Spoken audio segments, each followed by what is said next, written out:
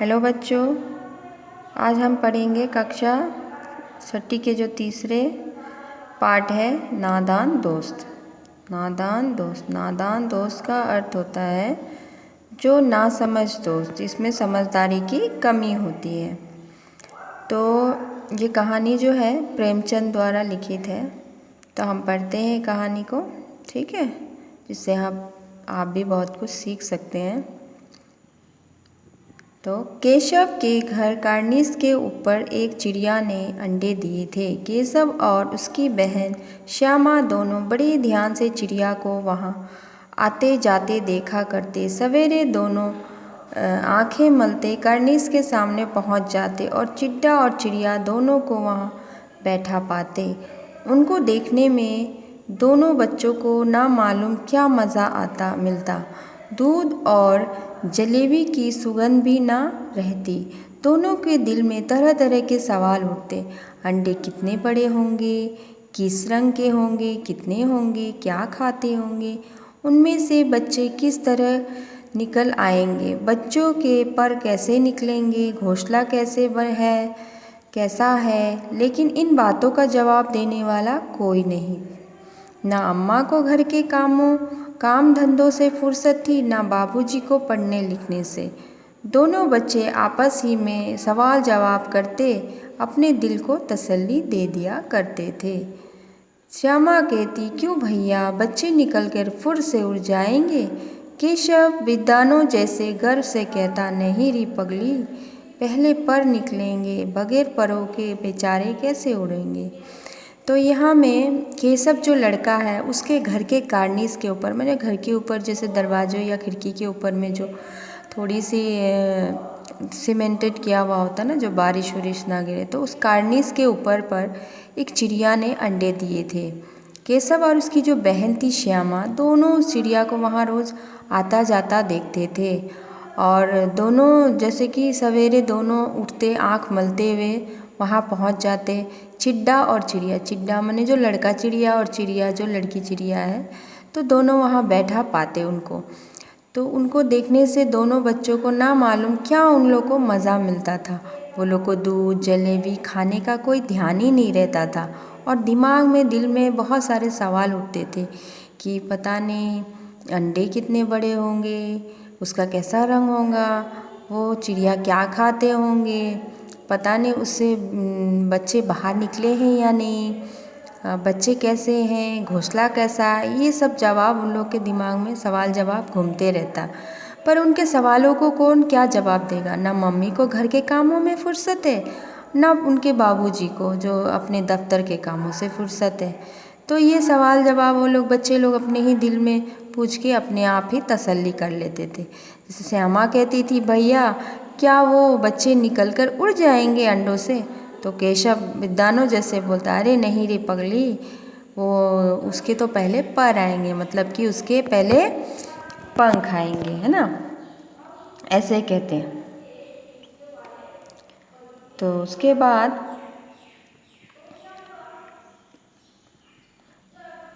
श्यामा बच्चों को क्या खिलाएगी बेचारी। केशव इस पेचीदा सवाल का जवाब कुछ ना दे सकता। इस तरह 3-4 दिन गुजर गए। दोनों बच्चों की जिज्ञासा दिन ब दिन बढ़ती थी। अंडों को देखने के लिए वे अधीर हो उठते। उन्होंने अनुमान लगाया कि अब जरूर बच्चे बाहर निकल आए होंगे। बच्चों के चारे का सवाल अब उनके सामने आ खड़ा हुआ।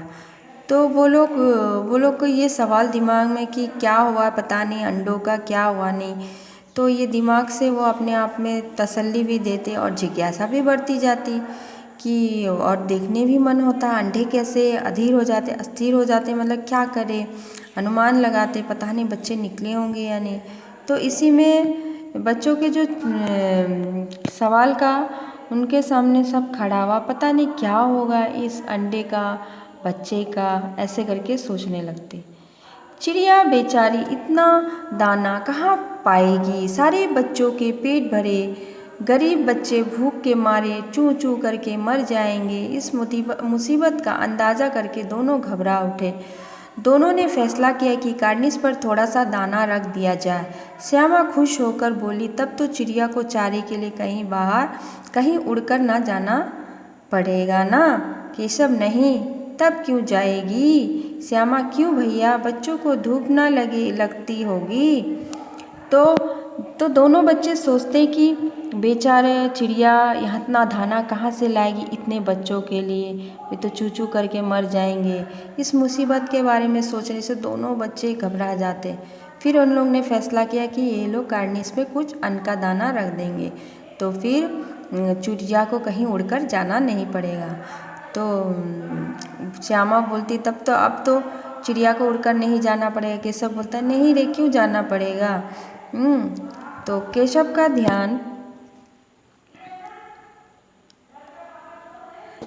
का ध्यान इस तकलीफ की तरफ ना गया। जब श्यामा ने बोला उसको धूप तो लगती होगी, पर केशव का ध्यान उस तरफ नहीं गया। बोला ज़रूर तकलीफ हो रही होगी, बेचारे प्यास के मारे तड़पते होंगे, ऊपर छाया भी तो कोई नहीं। आखिर यही फैसला हुआ कि घोंसले के ऊपर कपड़े की छत बना देनी चाहिए। पानी की प्याली और थोड़े चावल रख देने का प्रस्ताव भी स्वीकृत हो गया। दोनों बच्चे बड़े चाव से काम करने लगे। श्यामा की माँ आग बजाकर मटके से चावल निकाल लाई। केशव ने पत्थर की प्याली का तेल चुपके से जमीन पे गिरा दिया और उसे खूब साफ करके उसमें पानी भरा।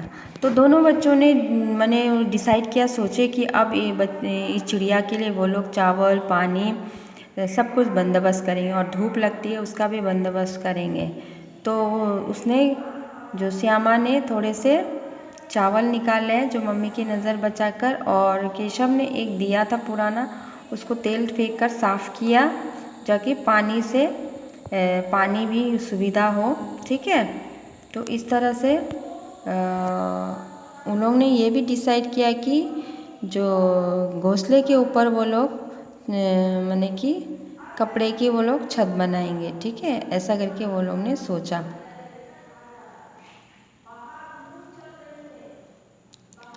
तो अब चांदनी के लिए कपड़ा कहाँ से लाए?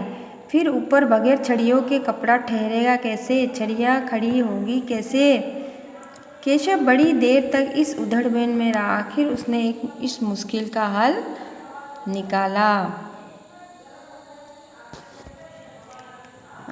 कर दी। श्यामा से बोला, जाकर कूड़ा फेंकने वाली टोकरी उठा लाओ, अम्मा को मत दिखाना। तो दोनों ने सोचा कि अब चिड़िया को छाया देने के लिए कपड़ा कहाँ से लाए और कपड़ा को अटकाने के लिए छड़ी कहाँ से लाए। तो केशव बहुत देर सोचता रहा।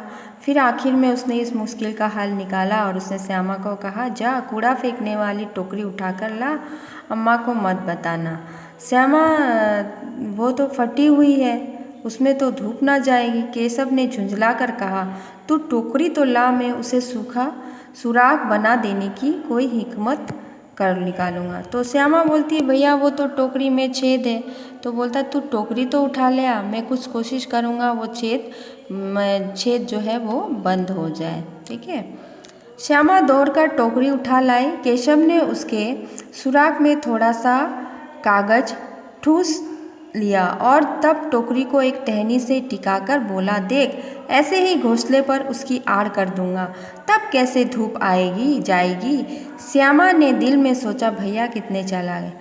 तो श्यामा टोकरी उठा के लाई, तो जो छेद था केशव ने उसमें कागज़ से ठूस के बंद कर दिया और उसको टहनी से टिकाकर बोला, देख ऐसे ही घोंसले पर उसकी आड़ कर दूंगा जब धूप आएगी। बोलता है कि ऐसे ही मैं एक लकड़ी के सहारे रख दूंगा जब धूप आएगी। तो श्यामा मन में सोच रही, मेरे भैया कितने चालाक हैं। गर्मी के दिन थे, बाबूजी दफ्तर गए हुए थे। अम्मा दोनों बच्चों को कमरे में सुलाकर खुद सो गई। लेकिन बच्चों की आंखों में आज नींद कहाँ। अम्मा जी को बहलाने के लिए दोनों दम रोके आंख बंद किए मौके का इंतज़ार कर रहे थे। ज्यों ही मालूम हुआ कि अम्मा जी अच्छी तरह से सो गई, दोनों चुपके से उठे और बहुत धीरे से दरवाजे की छिटकनी खोलकर बाहर निकल आए। अंडों की हिफाजत की तैयारी होने लगी।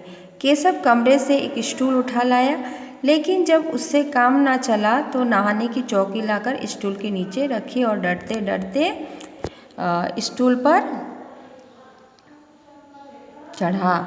तो मतलब कि दोपहर का समय था, बहुत गर्मी थी, बाबूजी तो दफ्तर गए थे, तो अम्मा ने दोनों बच्चों को कमरे में सुलाने की कोशिश करी है। तो दोनों बच्चे को नींद कहाँ थी, पर वो अम्मा जी के सामने आंख बंद करे लेटे हुए थे। जब अम्मा को लगा कि बच्चे सो गए तो वो भी सो गई। तब उन्होंने जब देखा अम्मा सो गई तो वो चुपके से उठे और दरवाज़ों की छिटकिनी खोली और निकल आए। उनको क्योंकि अंडे को हिफाजत की उन लोग को तैयारी सोच के जो रखे थे, तैयारी की थी उसको करना है। तो केशव एक स्टूल लाया और स्टूल से भी वो नहीं पहुंचा तो उसने क्या किया, एक नहाने का जो चौकी पीढ़ा टाइप होता ना वो लेके आया और डरते डरते वो स्टूल पर चढ़ा। और श्यामा दोनों हाथों से स्टूल पकड़े हुए थी। स्टूल चारों टांगें बराबर ना होने के कारण जिस तरफ ज़्यादा दबाव पड़ता था जरा सा हिल जाता। उस वक्त केशव को कितनी तकलीफ़ उठानी पड़ती यह उसी का दिल जानता था। दोनों हाथों से कर्निश पकड़ लेता और श्यामा को दबी आवाज़ से डांटता, अच्छी तरह पकड़। मतलब कि वो बेचारा डरते डरते चढ़ा कहीं गिर ना जाए, और उसकी बहन को बोला ठीक से पकड़ो, और थोड़ा सा भी हिलने से वो अपनी बहन को डांटता था कि ठीक से पकड़ो, ठीक से क्यों नहीं पकड़ रहे, वरना उतर कर बहुत मारूंगा। बेचारी श्यामा का दिल तो ऊपर कर्निश पर था। बार बार उसका ध्यान उधर चला जाता और हाथ ढीले पड़ जाते। तो बेचारी श्यामा बार बार सोचती कि ऊपर पता नहीं क्या हो रहा होगा। उसका ध्यान वहीं जाता तो कभी कभी उसका हाथ ढीले हो जाता, और उसके भैया तो बोलते ठीक से पकड़, नहीं तो मारूंगा नीचे उतरने से। तो इस तरह से केशव ने ज्यों ही कर्निश पर हाथ रखा दोनों चिड़िया उड़ गई। केशव ने देखा कर्निश पर थोड़े तिनके बिछे हुए थे और उन पर 3 अंडे पड़े थे। जैसे घोंसले उसने पेड़ों पर देखे थे वैसा कोई घोंसला नहीं। श्यामा ने नीचे से पूछा, ये के बच्चे हैं भैया? केशव 3 अंडे हैं, अभी बच्चे नहीं निकले। श्यामा जरा हमें दिखा दो भैया, कितने बड़े हैं? केशव दिखा दूंगा, पहले जरा चिथड़े ले आ, नीचे बिछा दूं, बेचारे अंडे तिनकों पर पड़े हैं। तो केशव ने जैसा सोचा था कि जैसे ही केशव ने हाथ रखा तो जो चिड़िया दोनों थी वो उड़ गई, और उसमें थोड़े से ही तिनके बिछे थे और वहाँ पर 3 अंडे पड़े थे। तो वहाँ कोई घोंसला नहीं था जैसा केशव सोचा था कि घोंसला होगा। तो नीचे श्यामा ने पूछा, कितने अंडे हैं भैया, कितने बच्चे हैं? तो केशव ने कहा 3 अंडे हैं, अभी बच्चे नहीं निकले। तो श्यामा जरा हमें भी दिखा देना भैया। वो भी बोली मुझे भी दिखा दो भैया कितने बड़े। तो केशव बोलता मैं दिखा दूंगा, पहले जा चिथड़े यानी कपड़े लिखा ले आ, मैं बिछा दूँ। बेचारे अंडे कैसे तिनकों पर पड़े, माने 1-2 तिनका था ना, तो उसे रहम आ रहा था कि कैसे ये पड़े हैं। तो श्यामा दौड़कर अपनी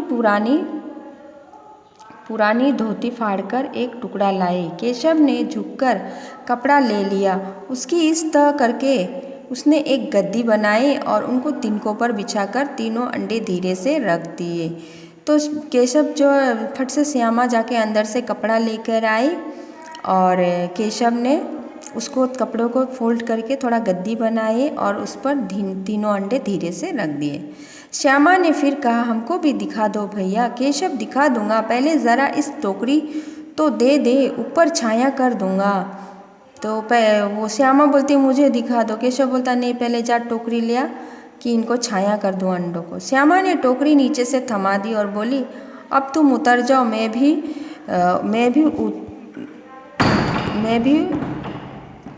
भी देखूं। केशव ने टोकरी को एक टहनी से टिकाकर कहा जा दाना और पानी की प्याली ले आ, मैं उतर जाऊं तो तुझे दिखा दूंगा। तो श्यामा ने बोला मुझे दिखा दो। तो केशव बोला नहीं, जाओ टोकरी लिया, उसको मैं टहनी से टिका दूंगा, एक टहनी, और दाना पानी तू लिया कि मैं रख लूँ, उसके बाद तुझे दिखा दूंगा।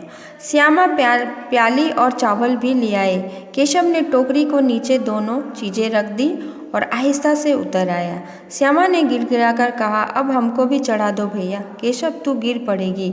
श्यामा ना गिरूंगी भैया, तुम नीचे से पकड़ो। अब क्या है कि केशव ने रख दिए चावल, दाना, पानी, सब कुछ कपड़े से उसने एक टोकरी के सहारे उसने टिका दिया, एक डंडी के सहारे टोकरी टिका दिया जाकि उसको छाया मिले। ठीक है, तो के श्यामा बोलने लगी मुझे भी दिखा दो भैया। तो गिड़गिड़ाने लगी। तो केशव बोलने लगा तू गिरेगी। तो वो बोलती नहीं गिरूंगी, तुम पकड़ो ना। केशव ना भैया, कहीं तू गिरा पड़ी तो अम्मा जी मेरी चटनी ही कर डालेगी, कहेगी तू ही चढ़ाया है। क्या करेगी देखकर, अब अंडे बड़े आराम से है, जब बच्चे निकलेंगे तो उनको पालेंगे। दोनों चिड़िया बार बार करनीस पर आती थी, बगैर बैठे ही उड़ जाती। केशव ने सोचा हम लोगों के डर से नहीं बैठती। स्टूल उठाकर कमरे में रख आया, चौकी जहाँ थी वहाँ रख दी। तो केशव ने उसको नहीं चढ़ाया, तो बोलता तू गिरेगी तो अम्मा मेरी ही चटनी बना देगी। और वो देख रहा है कि दोनों चिड़िया आ रहे जा रहे, नहीं बैठ रहे। वो सोच रहा हमारे डर से नहीं बैठ रहे। तो फिर केशव ने क्या किया, जहाँ स्टूल था चौकी था वो सब वहाँ उसने रख दिया।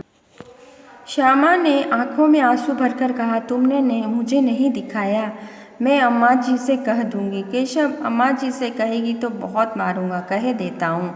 श्यामा तो तुमने मुझे दिखाया क्यों नहीं, और गिर पड़ती तो 4 सर होना हो जाते। श्यामा हो जाते तो हो जाते, देख लेना मैं कह दूंगी। इतने में कोठरी का दरवाज़ा खुला और अम्मा ने धूप से आंखों को बचाते हुए कहा तुम दोनों बाहर कब निकल आए, मैंने कहा ना कि दोपहर ना निकलना, किसने किवाड़ खोला। तो श्यामा को गुस्सा आ रहा था, रोना आ रहा था कि उसके भैया उसे नहीं दिखाए। तो वो केशव बोलता अगर तू गिर जाती तो अम्मा मुझे थोड़ी छोड़ेंगी, वो तो मारेंगी। तो श्यामा कहती मैं रुको मैं कह दूंगा। तो वो बोलता मत कहना, कह देने से मैं देख लूँगा। इतने में उसकी अम्मा आ जाती है और बोलती तुम दोनों को धूप में मैंने मना किया था, तुम लोग क्यों निकले, किसने किवाड़ खोला।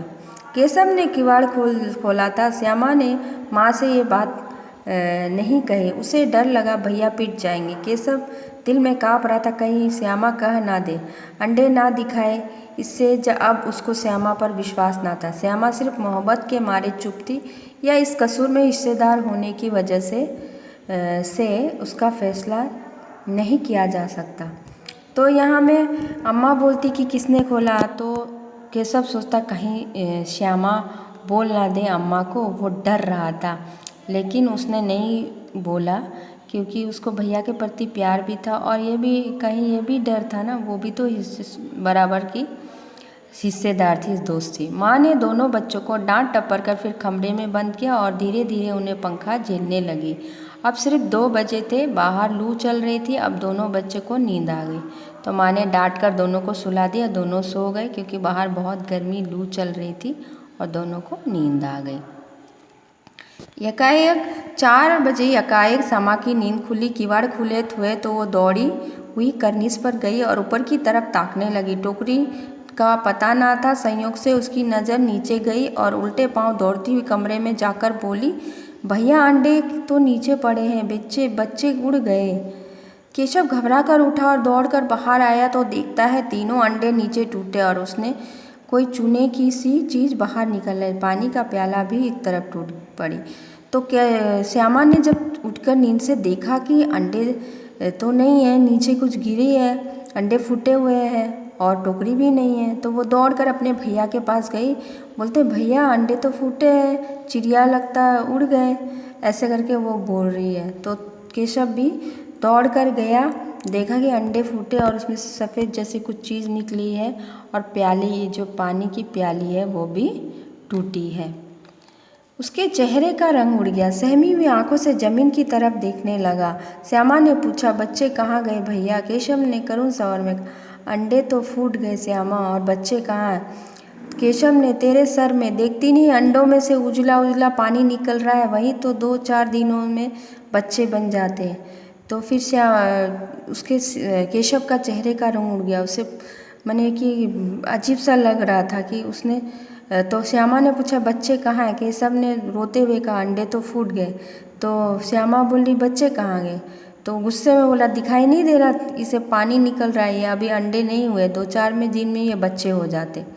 माँ ने सोटी हाथ में लेते हुए पूछा तुम दोनों यहाँ धूप में क्या कर रहे हो। श्यामा ने कहा माँ जी, अम्मा जी चिड़िया के अंडे टूट पड़े। माँ ने आकर टूटे हुए अंडों को देखा और गुस्से से बोली तुम लोगों ने अंडों को छुआ होगा, तो फिर अचानक देखती है माँ उसकी आ जाती जो हाथ में एक छड़ी पकड़े हुए और बोलती तुम दोनों यहाँ धूप में क्या कर रहे हो। तो श्यामा ने कह दिया कि अम्मा जी ये अंडे टूट गए हैं। तो माँ ने आकर देखा जब अंडे टूटे तो वो गुस्से से बोली कि ज़रूर तुमने अंडों को छुआ होगा।